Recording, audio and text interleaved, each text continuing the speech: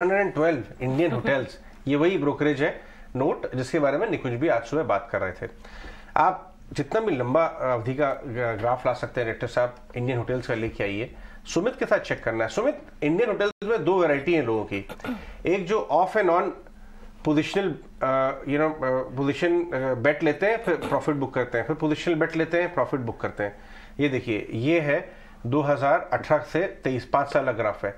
दूसरे लेके बैठे हुए हैं इसको और पैसा बन रहा है। कोविड लोज 55 का भाव था, लेकिन अगर आप देखें हमने यहाँ 89 पे बहुत एक्टिव कवरेज करीब 80 85 90 के आसपास से हमने शुरू किया था जब नए एमडी आए थे।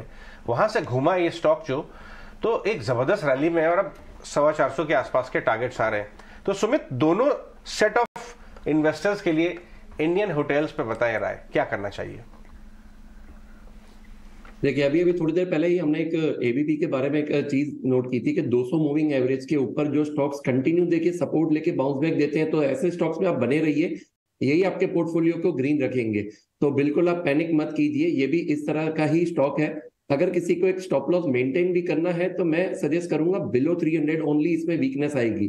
टिल द टाइम आप होल्ड कीजिए। अगर कोई एक एग्रेसिव है और छोटा स्टॉप लॉस मेंटेन करना चाहता है तो 320, अदरवाइज आप ये स्टॉक को बिल्कुल हर एक डिप में यूज कीजिए 300 का स्टॉप लॉस के साथ। अभी भी ये मोमेंटम धीरे धीरे आप ऊपर जा सकता है। जो पहला टारगेट हम यहाँ पे एक्सपेक्ट कर रहे हैं दैट इज अराउंड 372, और जो दूसरा टारगेट रहेगा वो रहेगा 398। आप अगर ये सेगमेंट की बात करें तो देखिए, महिंद्रा हॉलीडेज आप सेम सेगमेंट का है, कामत होटल सेम सेगमेंट का है। तो आप देखिए थोड़ा धीरे धीरे इसमें पॉजिटिव मोमेंटम सब में बन रहा है।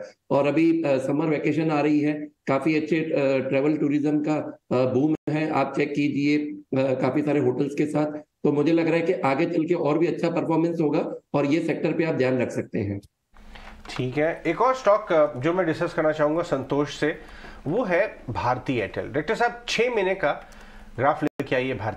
भारती जो है करीब 800 लेवल से ब्रेक डाउन हुआ था, 730 तक का लो बनाया। 6 महीने ग्राफ लेके आइए, 720 730 तक ये गया और वहां से धीरे धीरे वापस आना शुरू हो गया है। कई सालों के बाद मैंने देखा है, मुझे याद है लास्ट 2-2.5 साल पहले मैंने ईटी अवार्ड्स में भारती मित्तल जी का इंटरव्यू किया था, टैरिफ पर ही बात हुई थी। और उस समय शायद याद भी होगा आपको कि एक समय आ गया था कि बहुत अग्रेसिव टैरिफ वॉर टाइप की चल रही थी और मुद्दा ये था कि क्या टैरिफ वॉर पीक आउट हो रही है, यहाँ से टैरिफ ऊपर होंगे और फिर वहाँ से वन साइडेड टैरिफ बढ़ना शुरू है। अभी वापस वही समय आ गया है जहाँ पे लोगों को लगा था कि टैरिफ बढ़ना चालू हो जाएंगे, लेकिन जियो ने कुछ लॉन्चेस किए, अपने चेंजेस किए, बदलाव किए अपने टैरिफ में।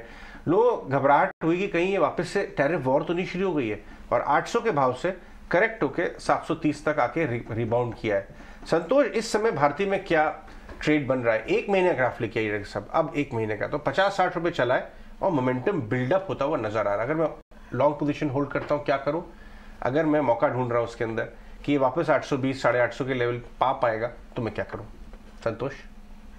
यस, भारतीय एयरटेल की बात करें तो एक काफी लंबे समय से स्टॉक कंसोलिडेशन मोड में चले गया है। नीचे इसने 740 के आसपास एक अच्छा बेस बनाने की कोशिश की है, लेकिन ऊपर जब भी ये 790 से 800 के रेंज में आता है, एक सेलिंग सप्लाई आ जाती है। तो अभी मेरे हिसाब से रेंज में रहेगा, लेकिन जिस दिन इसने 790 800 का लेवल क्रॉस करने में कामयाब हुआ तो फिर एक मूवमेंट देखने को मिल सकता है, फिर स्टॉक 830 840 की ओर जा सकता है। तो जो पोजिशन लेवल पे होल्ड करते हैं मेरे हिसाब से होल्ड करना चाहिए जब तक स्टॉक 740 के ऊपर ट्रेड कर रहा है।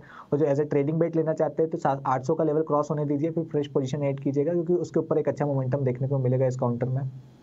अच्छा मोमेंटम एक लेवल के बाद नजर आएगा और टेलीकॉम के दम पर डिजिटल स्टोरी बनती दिखेगी, कहना है भारतीय एयरटेल के चेयरमैन ना। और उनकी बात सुनील भारती